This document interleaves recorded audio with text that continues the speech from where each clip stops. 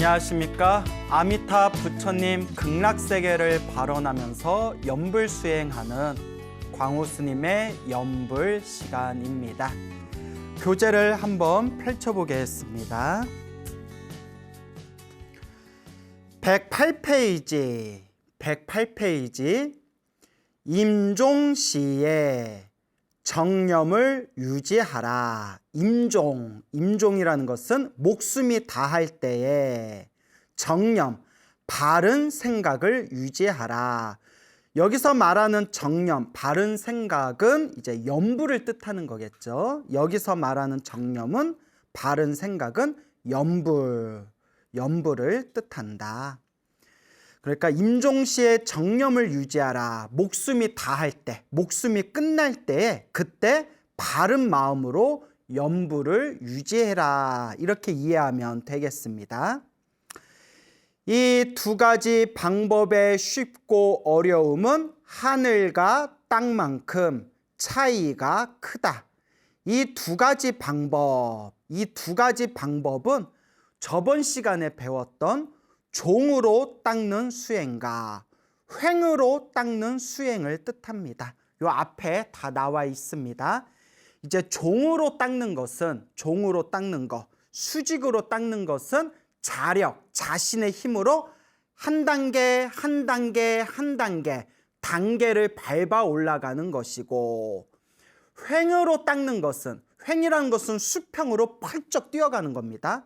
횡으로 닦는 것은 한 단계 밟아 올라가는 것이 아니라 순식간에 한 방에 뻥 하고 생사윤회를 벗어나는 것을 횡으로 닦는다라고 말씀을 드렸습니다. 그래서 종으로 닦는 방법과 횡으로 닦는 방법, 두 가지 방법이 있는데, 한 단계 수직으로 밟아 올라가는 종으로 닦는 방법은 어렵고 어려운 방법이며, 나무 아미탑을 아미타 부처님의 연불에 의지해서 아미타 부처님의 원력의 가피에 힘입어 횡으로 한 번에 생사윤회를 벗어나는 횡으로 닦는 방법은 아주 쉬운 길이다.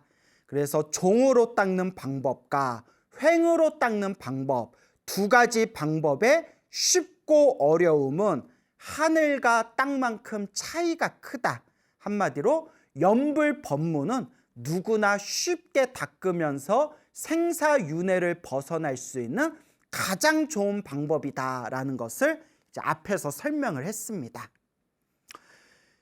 연불 법문은 횡으로 3계를 초월하여 속히 빨리 생사윤회를 마칠 수 있지만, 임종에 이르렀을 때가 가장 큰 난관이다.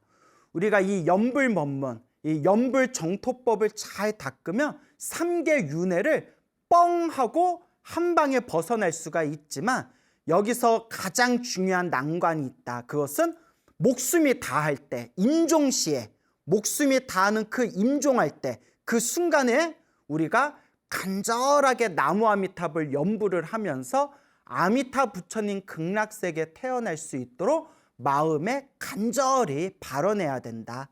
그러니까 죽기 전에, 임종에 이르렀을 때, 죽기 전에 어떤 생각을 일으키냐가 가장 중요한 난관이라는 겁니다.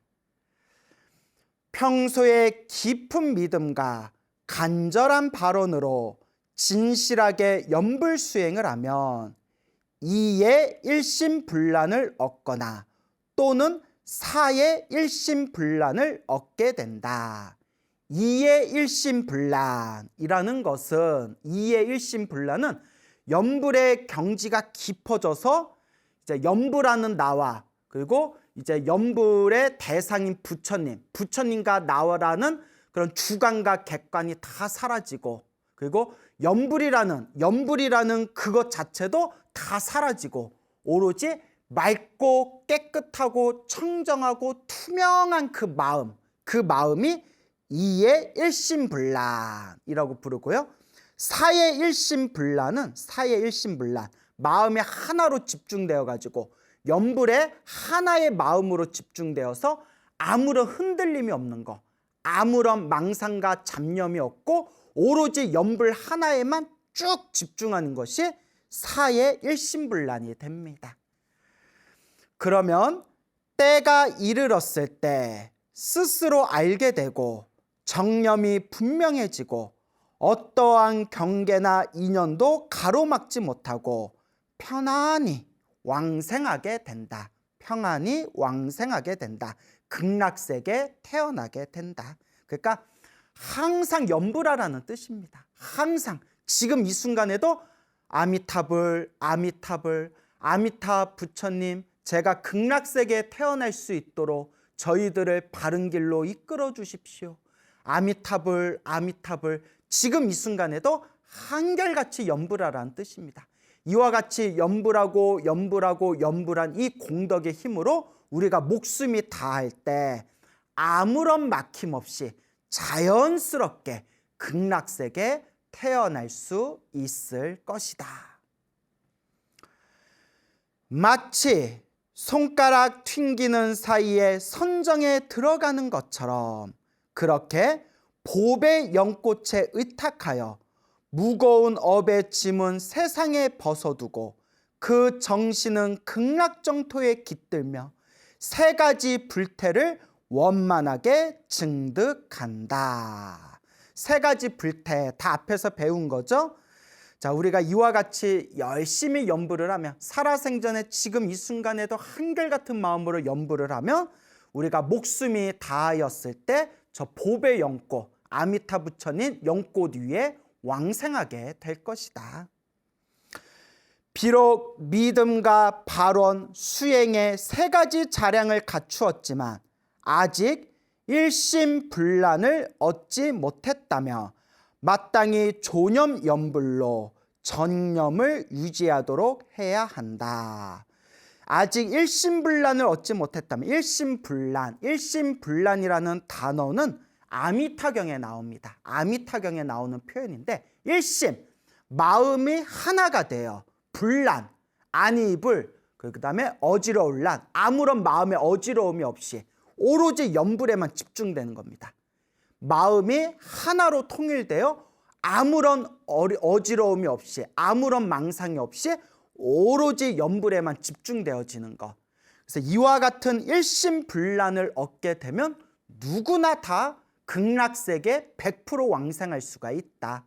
하지만 우리는 번뇌와 망상이 너무 많지 않습니까? 그래서 혹 이 일심불란을 얻지 못했다면 마땅히 조념연불이라도 해야 된다. 조념연불은 조자가 도울 조자입니다.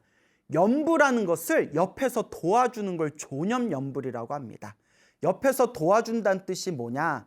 이제 내가 병이 들어서 혹은 이제 목숨이 다할 때가 되어서 누워 있을 때 옆에서 내 귀에다가 계속 연불을 들려주는 겁니다. 딴 생각 일어나지 않게 오로지 나무 아미타불, 나무 아미타불, 아미타불, 아미타불, 연불을 놓치지 마시고 우리가 연불하는 소리를 귀로 들으면서 마음을 하나로 모으세요라고 옆에서 연불을 도와주는 것을 조념연불이라고 합니다. 그래서 예전에는 이렇게 병자가 누워 있을 때 스님이라든가 혹은 집안 식구들이 옆에서 이렇게 연불을 해주면서 귀에다가 연불 소리를 들려주면서 마음이 흐트러지지 않고 오로지 이 연불에 집중하여 다음 생에 극락세계에 태어나도록 옆에서 도와주었다. 그 연불을 도와주는 것을 조념연불이라고 합니다. 근데 지금은 이 조념연불하기가 너무나 쉽습니다. 왜냐하면 누가 옆에서 안 불러줘도 돼요. 연불을 안 해줘도 됩니다. 무엇을 틀어놓으면 되죠? 카세트 테이프 틀어놓으면 되죠. 요새는 여러분 휴대폰 다 있지 않습니까? 휴대폰에서 인터넷으로 들어가가지고 나무 아미타불 연불 소리 틀어놓고 그 귀로 듣고 있으면 그게 조념연불이 됩니다. 그렇기 때문에 이제 병자가 누워 있을 때 혹은 목숨이 다할 때 마음에 흐트러짐이 없도록 옆에서 연불 소리를 들려주는 것, 그게 조념연불이라고 하고 아주 중요한 것입니다. 임종에 다다랐을 때 갖가지 복잡한 일과 얽힌 인연이 연불 수행자의 마음을 어지럽힐 수 있다. 그러면 정념을 유지하지 못하게 되어 정토왕생이 어렵게 된다. 그러니까 죽기 전에 그 순간에도 나무아미탑을 연불에 집중해야 되거든요. 그래서 우리 무량수경에 보면 죽기 직전에 나무아미탑을 10번만 불러도 그 사람이 극락세계에 태어난다라는 구절이 있지 않습니까? 그런데 그 죽기 직전에 나무아미탑을 연불 10번 하기가 힘든 거예요. 그 죽음이 코앞에 다다랐을 때 온갖 마음에 그 묵혀두었던 5만 가지 생각과 망상들이 한꺼번에 다 일어나서 내 바른 마음을 흔들어 버릴 수가 있다. 그렇기 때문에 죽기 전에 나무아미탑을 연불을 10번 하기 위해서 지금 이 순간에 계속 연불 습관을 들여놓는 겁니다. 결국 중생은 습관의 동물이거든요. 이 살아생전에 자꾸 연불하는 습관을 들이면 우리가 죽음이 코앞에 이르렀을 때에도 습관대로 자연스럽게 아미타 부처님을 연불하면서 세상을 떠날 수가 있고 극락세계 왕생할 수가 있다. 그런데 내 연불의 힘이 부족해서 그러지 못할 때에는 뭐라도 틀어놔라. 옆에서 사람들이 나무아미탑을 연불을 귀에다 들려주거나 혹은 목숨이 다하는 그 사람 옆에다가 그 연불 소리를 틀어놓고 나무아미탑을 연불 소리를 틀어놓고 그 소리를 귀에 이렇게 듣고 있으면 연불에 마음이 집중되어 가지고 우리가 마음으로 연불하면서 세상을 떠날 수가 있다. 자, 그걸 이제 이야기하고 있는 겁니다. 그러면 정념을 유지하지 못하게 되어 정토왕생이 어렵게 된다. 이때는 수행을 함께 해온 도반가 가족들이 이러한 이치를 분명히 알고 그를 도와주는 조념 연불을 해주어야 한다. 옆에서 나무아미탑을 연불을 해준다거나 혹은 이렇게 연불 소리를 틀어놓고 소리를 틀어놓고 우리 누워있는 병자나 목숨이 다하는 그 분이 그 연불 소리에 집중할 수 있도록 옆에서 자꾸 연불 소리를 들려줘야 된다. 이거 아주 중요한 겁니다, 여러분. 그러므로 제가 수행자로서 집에서 수행하는 제가 수행자로서 정토왕생의 뜻을 두고 일생 동안 연불에 정진하였다면 미리 집안의 여러 가지 일은 세세한 것까지 안배하여 분명하게 맡겨두는 것이 좋다. 그러면 임종에 다다랐을 때 번잡한 일들이 장애가 되지 않을 것이다. 그러니까 정토왕생, 극락세계에 태어나는 것을 목표로 두고 연불수행을 하는 사람들은 미리 유언장을 만들어 놓고 이 세세한 것들은 미리미리 다 준비해 놓고 미리미리 다 정리해 놓으라는 거예요. 그래서 갑자기 목숨이 다하게 되었을 때, 갑작스럽게 목숨이 끊기게 되었을 때 내가 그때 그걸 이렇게 정리했어야 되는데, 내가 유언장에다 이 내용을 미리 적었어야 되는데, 내가 우리 애들한테 이걸 꼭 전해주고 내가 세상을 떠나야 되는데, 이런 복잡한 세상사 얽혀있는 복잡한 일들이 마음속에서 일어나지 않고 아무런 미련 없이 오로지 나무아미탑을 연불에만 집중할 수 있도록 미리미리 유언이라든가 내가 세상을 떠나고 난 뒤에 정리하고 처리해야 할 일들을 미리미리 준비해 놔라라는 뜻이 되겠습니다. 그러니까 우리가 목숨이 닿을 때, 숨이 끊길 때 가장 중요한 한 생각이 바로 연불입니다. 나무아미타불이라는 연불입니다. 아미타 부처님이라는 그 연불입니다. 오로지 아미타 부처님, 죽는 그 순간에도 오직 아미타 부처님 연불에만 집중할 수 있도록 다른 어떤 세세하고 복잡한 일들은 미리미리 정리하거나 미리미리 다 내려놔야 된다라는 뜻이 되겠습니다. 그러니까 우리가 미리미리 해놔야 돼요. 사실 우리가 언제 세상을 떠날지 모릅니다, 여러분. 정말 우리가 저승사자가 언제 찾아올지, 염라대왕이 언제 우리를 부를지 우리는 알래야 알 수가 없다. 그렇기 때문에 지금 이 순간에도 오직 한결같이 정성스럽게 아미타 부처님을 연불해야 된다라는 것을 명심해야 됩니다. 이와 함께 가족들에는 집안일이나 기타 여러 가지 일로 마음을 흐트리지 말고 다 같이 존엄연부를 해줄 것을 간곡히 부탁하는 것이 좋다. 더불어 임종자리에서 가족들이 슬픔을 못 이겨 울음을 터뜨리며 연불 수행자의 마음을 어지럽히지 않도록 한다. 우리나라는 유교 문화가 강하지 않습니까? 유교 문화에서는 부모님이 돌아가시면 슬퍼하는 모습이 예라고 합니다. 슬퍼하는 모습이 예법이기 때문에 큰 소리로 아이고 아이고 곡을 하면서 울어야 그게 효도하는 모습이라고 생각하는 그런 유교 문화가 있습니다. 그래서 가끔 드라마나 영화 같은 거 보면 장례식장에 사람들 있을 때 아이고 아이고 막 우는 척 하다가, 우는 척이 아니라 막 울다가 밥때가 되면 이렇게 밥 먹은 뒤에 막 밥 먹고 커피 한 잔 마시고 막 이렇게 이야기 좀 한 뒤에 야야야 이제 사람 올 때 됐다, 야 가자, 자 이제 이탕 떼야지. 그리고 또 사람들 올 때쯤에 또 아이고 아이고 또 이렇게 울지 않습니까? 그러면 이제 애가 이해가 안 돼서 엄마 왜 이렇게까지 해야 돼? 하니까 원래 이렇게 하는 게 원래 예법이야. 뭐 이런 내용이 뭐 영화나 드라마 같은 데 보면 이런 비슷한 내용들이 나오거든요.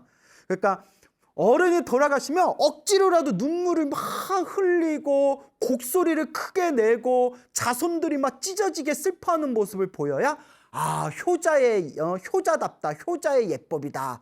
이런 유교 문화가 있는데 불교적으로 보면 이건 아주 나쁜 문화라고 합니다. 아주 안 좋은 거라고 합니다.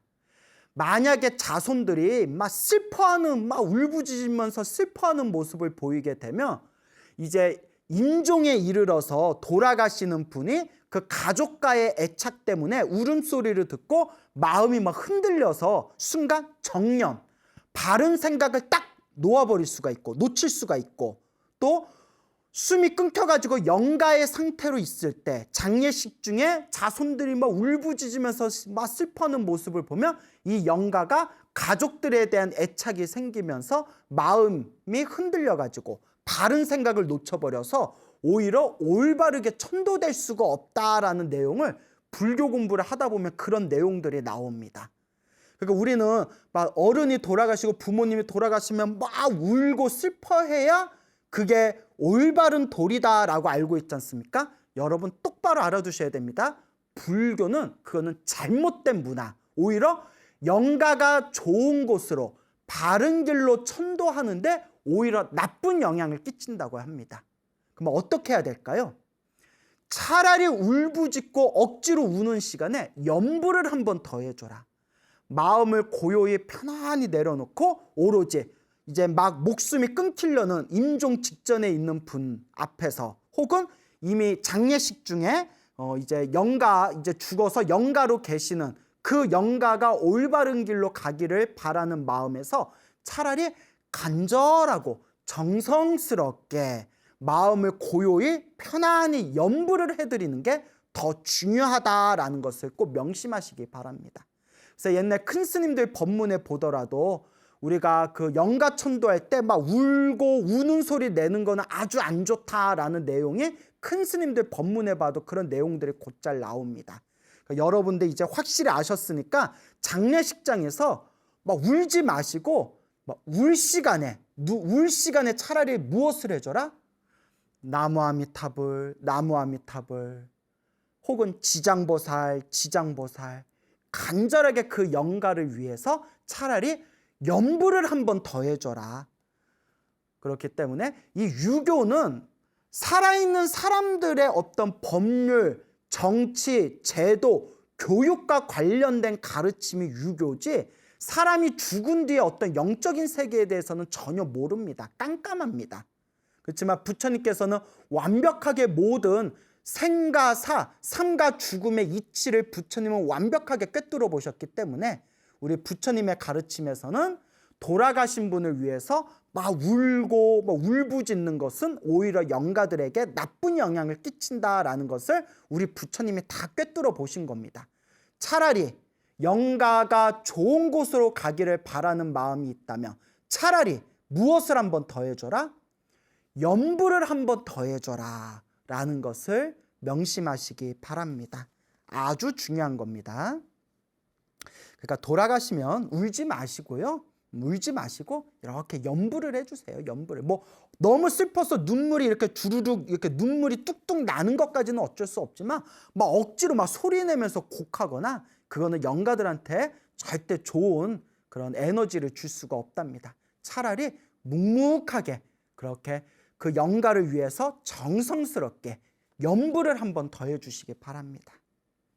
임종 자리에서는 일념이라도 어긋나면, 한 생각이라도 어긋나면 정토에 왕생하기 어렵다. 이것은 중요한 문제이므로 절대 소홀해서는 안 된다. 가족들은 반드시 잘 알고 있어야 한다. 떠나려는 이가 정념, 바른 생각을 유지하고 있어야 마침내 도를 이룰 수 있고 또한 이것을 돕는 것이 진정한 효도이며 사랑임을 분명히 알아야 한다. 극락정토의 왕생을 구하면서 일생 동안 정진하는 연불수행자의 공덕은 바로 임종의 순간에 있다는 것을 알아야 한다. 바야흐로 임종에 다다랐을 때 성인과 범부로 나뉜다. 임종에 다다랐을 때 숨이 끊기는 그 순간에 우리가 나무아미탑을 연부를 하게 되면 극락세계에 태어나서 성인이 될 수가 있고 그때 잣된 생각과 망상에 휩쓸려 버려서 다음 세상 다시 윤회 세상에 떨어져 버리면 범부가 되는 겁니다. 그러니까 요 임종 이 순간에 내가 연부를 하냐 연부를 하지 못하냐가 바로 성인과 범부로 나누어지게 되는 큰 갈림길이 된다. 이때 만 가지 인연을 놓아버려서 모든 인연을 다 놓아버리고 추호라도 조금이라도 마음에 걸리지 않도록 해야 한다. 그러면 어떻게 해야 되냐? 일심으로 마음을 하나로 모아서 일심으로 연불해야 된다는 거예요. 연불, 오직 연불해야 된다. 일심으로 아미타 부처님의 명호를 염하여 부처님의 영접을 받아서 상품연대, 그래서 앞에서 다 설명드렸죠? 내가 평상시에 얼만큼 연불수행을 열심히 했냐에 따라서 상품, 중품, 하품으로 이렇게 이제 극락세계에 태어나게 되는데 가장 좋은 연꽃봉우리에 태어나는 게 상품연대라고 부릅니다. 가장 좋은 자리에 태어나게 된다. 상품연대에 왕생하기를 구해야 한다. 정념이 분명하며 응당 왕생하게 된다. 팔을 한 번 굽혔다 펴는 것처럼 빠르고 쉽게 순식간에 오탁 세계를 떠나 오탁, 이 혼탁한 세계를 오탁이라고 합니다. 그래서 겁탁, 견탁, 번뇌탁, 중생탁, 명탁 해가지고 아주 혼탁한 시대를 오탁 악세라고 하거든요. 근데 우리가 열심히 연불수행을 하고 숨이 끊기는 그 순간에도 오직 연불하게 되면 오탁세계를 떠나 극락세계 영꽃 연못에 도달하게 된다. 극락세계에 태어나게 된다라는 뜻이 되겠습니다. 자, 111페이지. 개, 정, 해, 사막을 모두 갖춘 연불. 개는 계율을 뜻하고요. 정은 선정을 뜻합니다. 몸과 마음이 하나로 집중된 그런 편안하고 고요한 상태를 선정, 삼매라고 부르게 되죠. 그리고 마음이 밝아져가지고 마음이 환하고 밝아져서 부처님의 깨달음을 그렇게 얻는 것을 지혜라고 합니다. 그래서 계율과 선정과 지혜, 이것이 가장 중요한 세 가지의 핵심이라서 삼학이라고 부릅니다. 삼학. 근데 이 연불 안에는 개, 정, 해, 계율, 선정, 지혜가 모두 다 갖추어져 있다고 합니다. 연불 수행에는 실상연불, 관상연불, 또 관상연불, 지명연불 네 가지 종류가 있다. 관상연불, 이게 한글로는 의미 같은데 한자가 틀리죠? 한자가 틀립니다. 그래서 관상연불, 그 다음에 첫 번째 관상연불의 상자는 생각할 상자고요. 두 번째 관상연불의 상자는 이제 모습이란 뜻이 있습니다. 코끼리상이라고도 하지만 모습이란 뜻이 있습니다. 모습이란 뜻도 있습니다. 요걸 이제 코끼리로 해석하면 안 됩니다. 모습이란 뜻도 있습니다. 지명연불 네 가지 종류가 있다. 자, 첫 번째 실상연불. 첫 번째가 실상연불이다. 이것은 실상의 이법에 의하여 법신부를 염하는 것이다. 그러니까 부처님의 깨달음의 몸 그 자체를 법신이라고 해요. 깨달음의 몸 그 자체를 법신이라고 하고요. 그 깨달음의 몸, 그 깨달은 그 자체를 우리가 염하는 것을 실상연불이라고 합니다. 근데 이거는 굉장히 어려운 연불이에요. 이거는 깨달음의 연불이기 때문에 우리 중생들 수준이 안 됩니다. 하여튼 일단 읽어보겠습니다. 부처님의 법신은, 그러니까 부처님의 깨달음의 몸 그 자체는 청정하고 마치 허공과 같이 모든 곳에 두루 계시며 실제로 눈에 보이는 현상이 아니다. 법신은 깨달은 그 자체이기 때문에 마치 비유를 들자면 허공과 같아요. 허공과 같아서 눈으로 볼 수도 없고 귀로 들을 수도 없고 코로 냄새 맡을 수도 없고 손으로 만질 수도 없어요. 모든 중생의 모든 의식을 떠나 있는 깨달은 그 자체의 세계를 법신이라고 해요. 본래 염하는 마음도 없고 염해지는 부처도 없으니 주관도 객관도 모두 없다. 마음과 부처가 둘이 아니니 마음이 곧 부처이고 부처가 곧 마음이다. 본래 부처인 마음자리, 진짜 부처는 요 마음에 있다고 하지 않습니까? 그래서 마음이 진짜 부처다라고 불교에서 설하고 있지 않습니까? 진짜 부처님 자리인, 진짜 부처의 자리인 이 마음을 염하는 거, 깨달음 그 자체를 염하는 거, 이것이 바로 실상연불인데 염한다라는 그 마음 자체도 떠나버려야 된대요. 그러니까 굉장히 어려운 겁니다. 그래서 실상연불은 마음을 깨달은 분들의 연불이지 우리 같은 번뇌망상이 많은 중생들의 연불이 아닙니다.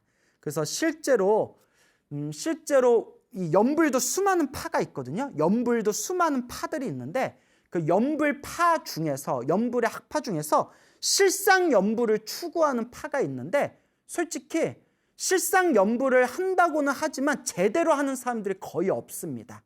왜냐? 실상연불은 깨달은 자들이 굴리는 연불, 깨달음의 연불이기 때문에, 깨달음의 자리이기 때문에 우리 같은 일반 중생들은 이게 실상연불이 무슨 말인지도 사실 이해가 되지 않습니다. 다만 깨달은 그 자체를 꿰뚫는 연불, 그냥 그 정도로 이해하시면 되겠습니다. 만약 실상의 부처님을 염한다면 염함이 없이 염하는 것이며 염하여도 염함이 없으며 일심불란하여 다면이, 다면이라는 것은 맑고 깨끗하고 자연이라는 뜻입니다. 맑고 깨끗하고 자연이 상주한다. 항상 머무른다. 이와 같이 이법에 따라, 그러니까 진리의 법에 따라 연불하는 것이 실상연불이다. 주갱 연지대사가 말하길 명나라 시대 4대 고승 중에 이제 한 분이 바로 이제 연지 화상이십니다. 자, 주갱 연지대사가 말하기를 연불이 공하여 참된 연불이 되어 무생에 들어가면 연불은 즉 연심이 되며 저곳의 왕생함이 이곳을 떠나지 않으며 마음과 부처와 중생이 하나가 되어 흐르며 어느 쪽 언덕에도 머물지 않는다. 그가 실상연불을 이렇게 표현하신 겁니다. 연불이 공하여 참된 연불이 되고 무생에 들어가며 연불은 즉 연심이 되며 저곳의 왕생함이 이곳을 떠나지 않으며, 이곳을 떠나서 저곳에 왕생한다. 이곳이다 저곳이다라는 분별심 자체가 사라진 겁니다. 마음과 부처와 중생이 하나가 되어 흐르며 어느 쪽 언덕에도 머물지 않는다. 생사윤회라는 언덕에도 머물지 않고 열반이다, 극락이다, 깨달음의 세계다라는 언덕에도 머물지 않는다. 그러니까 완전한 깨달음의 자리에서 표현한 거예요. 그래서 이거는 깨달은 자, 완전히 마음을 깨달은 자의 연불, 실상연불이다. 또한 옛 성현이 이르기를 한 구절 아미타 연불 50년에 분명하게 땅을 파고 푸른 하늘을 정벌했네. 이제 참된 소식 얻으니 좋기도 하구나. 깊은 밤 종소리가 객선에 이르렀네 라고 하였다. 요 개송은 평생 연불 수행 하신 분이 마음의 깨달음을 얻어서 그 마음의 깨달음을 얻은 실상 연불 자리에서 표현하신 개송이에요. 그래서 요거는 이제 개인이 체험한 내면의 깨달음을 표현한 시이기 때문에 이제 한 구절 한 구절 해석하지 않겠습니다. 그냥 이런 멋들어진 시가 있구나 이렇게 그냥 넘어가시면 되겠습니다. 이것은 모두 이 법에 의지하는 진리의 법에 의지하는 연불 수행을 밝힌 것이다. 실상 연불, 깨달은 자들의 연불. 113페이지 관상연불. 관상연불은 두 번째로 관상연불로 불설, 관무량수불경에 자세히 설명하고 있다. 그래서 그냥 관무량수경이라고도 부릅니다. 관무량수경.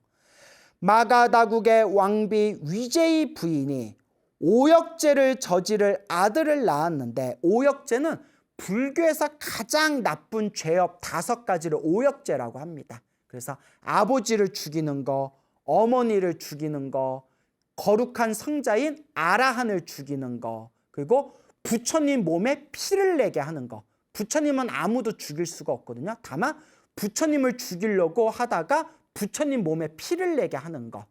그 다음에 5번째가 스님들의 수행의 모임, 화합된 수행의 모임이 승가를 파괴하는 거. 스님들의 그런 공부하는 모임을 파괴하는 거. 그것이 바로 오역죄가 되겠습니다. 오역죄를 저지를 아들을 낳았는데 이름이 아사세라고 하였다. 그는 제바달다의 가르침을 따라 아버지의 왕위를 빼앗고 7겹으로 둘러싼 어두운 감옥에 부친인 빈비사라 왕을 유폐하였다. 그리고 대신들이 왕을 만나지 못하게 막아서 왕을 굶겨 죽이려 했다. 아버지를 굶겨 죽이려고 하는 거예요. 오역죄죠. 아버지를 죽이는 거, 오역죄. 위제의 부인이 우유와 꿀과 포도즙을 몸에 지니고 면회를 가서 왕이 먹게 하였다. 21일이 지나 아사세 왕이 감옥을 지키는 신하에게 늙은 왕은 아직 살아있는가? 라고 물었다. 늙은 왕, 이제 아버지를 뜻하는 거죠. 야, 우리 아버지 감옥에 들어간 지 21일 동안 아무것도 먹을 걸 주지 않았는데 아직도 살아있냐? 그랬더니 아직 살아있다는 말을 듣고 누가 먹을 것을 보내주는가 다시 물었다. 신하가 말하기를 위제의 부인이, 어머니인 위제의 부인이 먹을 것과 마실 것을 가지고 오며 늘 목련존자와 푸르노존자가 공중으로 날아와 왕을 위해 설법을 하는데 막을 길이 없습니다 라고 하였다. 이 말을 듣고 화가 난 아사세 왕은 칼을 들고 가서 어머니 위제의 부인, 어머니 위제희를 죽이려 했다. 이쯤 되면 미친놈이죠. 완전 아주 미친놈입니다. 어떻게 아버지 어머니를 죽일 생각을 이렇게 해요. 아주 미친놈인데 이게 이제 부처님 생애에 보면 나와요. 전생에 지독한 악연으로 만난 사이입니다. 그래서 빈비사라 왕이 전생에 저지른 살생의 업보로, 그 업보로 아들로 태어난 게 바로 아사세고, 아사세가 전생에 빈비사라 왕이 지었던 살생의 업보에 그 지독한 악연의 원한으로 이번 생에 아버지를 굶겨 죽이게 되었다. 이제 이런 게 부처님 생애를 보면 나옵니다. 이 말을 듣고 화가 난 아사세 왕은 칼을 들고 가서 어머니를 죽이려 했다. 신하인 월광과 주치의인 기바가 죽음을 무릅쓰며 왕을 막았다. 그러자 왕은 두려워서 감히 어머니를 죽이지 못하고 다만 어머니를 궁궐의 어두운 골방에 가두고 나오지 못하게 하였다. 골방에 갇힌 위제의 부인은 하염없이 눈물을 흘리며 기사굴산에 계신 석가모니 부처님을 향해서 꿇어앉았다. 얼마나 가슴이 찢어지는 고통이 느껴질까요? 남편은 굶어 죽게 생겼고 사랑하던 아들놈은 지 아버지를 죽이려 하지 않나? 칼을 들고 어머니인 자기를 죽이려 하지 않나? 그러면 얼마나 가슴이 찢어지겠습니까? 하염없이 눈물을 흘리면서 무릎을 꿇고 부처님이 계신 곳을 향해서 간절하게 부처님을 향해서 기도를 올렸다. 간절한 마음으로 예를 올리며 부처님의 설법을 듣게 해달라고 간청했다. 그러자 부처님은 즉시 허공 가운데 몸을 드러내셨다. 부인은 애통해하며 간절한 마음으로 부처님께 예배하고 발언하였다. 내 생에는, 다음 생에는 탁하고 악한 사바 세계에 태어나지 않고 청정한 맑고 깨끗한 부처님 세계에 나기를 원하였다. 부처님께서는 즉시 위신력으로, 위대한 신통력으로 시방의 청정한 불국토를 두루 나타내 보이시며 부인에게 선택하도록 하셨다. 위제의 부인은 청정하고 장엄한 서방 극락세계, 부처님께서 수많은 불국토를 보여주시면서 뭐 동쪽의 불국토, 남쪽의 불국토, 서쪽의 불국토, 북쪽의 불국토, 수많은 불국토를 보여주시면서 어느 불국토에 태어나고 싶은지 선택해라. 그때 위제의 부인이 아미타 부처님이 계시는 극락세계, 서방 정토 극락세계를 선택하게 됩니다. 위제의 부인은 청정하고 장엄한 서방 극락세계를 선택하여 그 세계에 나기를 원했다. 부처님은 즉시 16가지의 관상 방법을 설하였다. 요게 이제 관 무량수경에 자세히 나옵니다. 법계심에 의지하여, 법계심, 법계의 마음에 의지하여, 그러니까 그냥 우리 마음자리를 뜻합니다. 법계심에 의지하여 법계의 경계를 관하여 정토 왕생을 구한다. 관하는 방법이 미묘하므로 수행하기가 쉽지 않다. 그러나 들끓는 번뇌의 마음을 잘 다스려서 마음이 한 곳에 머물도록 하는 방법이다. 마음을 하나로 집중해서 이미지 트레이닝 하는 거예요. 그 부처님의 불국토 서방 극락세계를 마음으로 이미지 트레이닝 하면서 집중하는 겁니다. 자, 그래서 그 대표적인 방법이 먼저 서쪽으로 지는 해를 관하며 일념에 들어 극락세계를 생각하는 것이다. 이렇게 해가 서쪽으로 지지 않습니까? 해가 서쪽으로 지는 그 빨간 해, 그 석양을 바라보면서 서방 극락세계에 태어나기를 원하는 것. 두 번째로 고요한 물을 관하며 일념에 들어 서방 극락세계를 생각하고, 세 번째로 보배로 된 땅을 관하고, 네 번째로 보배로 꾸민 나무를 관하고, 다섯 번째로 보배로 만든 연못을, 여섯 번째로 보배로 세운 누각을, 일곱 번째로 7가지 보배로 만든 극락의 연꽃을 관하고, 여덟 번째로 아미타 부처님과 좌우 보처, 왼쪽 오른쪽에 계시는 관세음보살과 대세지보살을 관하여 일념에 들어 그 세계를 생각한다. 아홉 번째로 아미타 부처님의 형상과 공덕상을 관하고, 열 번째로 관세음보살의 형상과 공덕상을, 11번째로 대세지보살의 형상과 공덕상을 관한다. 12번째로 수행자 자신이 극락정토의 연꽃 가운데 왕생한 것을 관하고, 13번째로 보배 연못의 키가 16척인 아미타 부처님께서 서 계신 모습을 관한다. 나머지 세 가지는 상근기 중생이 상품의 극락세계 왕생하는 모습, 중근기 중생이 중품의 극락세계 왕생하는 모습, 하근기 중생이 하품의 극락세계 왕생하는 모습을 차례로 관하는 것이다. 이와 같은 16가지 관상법이 불설 관 무량수경에 자세히 나와 있습니다. 위제의 부인은 마침내 이 16가지 관법을 모두 성취하고 저 불국정토 극락세계 왕생하게 되었다라는 내용이 되겠습니다. 이것이 관 무량수경에 나오는 이미지 트레이닝, 마음으로 강력하게 극락세계의 모습을 강하게 상상하면서 그 극락세계에 태어날 수 있도록 내 마음에다 상상의 힘으로 극락세계 사진을 딱 찍는 거예요. 극락세계 사진을 딱 찍습니다. 그 한때 유행하던 말 중에 상상하면 이루어진다, 뭐 상상하면 현실이 된다, 뭐 이런 말이 있지 않습니까? 이와 같이 극락세계에 대한 강력한 그런 어떤 극락세계에 대한 모습을 아주 강렬하게 내 마음자리에다가 상상하고 상상하고 상상하면서 극락세계에 태어나기를 이미지 트레이닝 하는 거. 그게 요 관상연불이 되겠습니다. 자, 그래서 오늘은 여기까지 하고 나머지 부분 계속해서 다음 시간에 진도 나가도록 하겠습니다. 여러분 성불하십시오.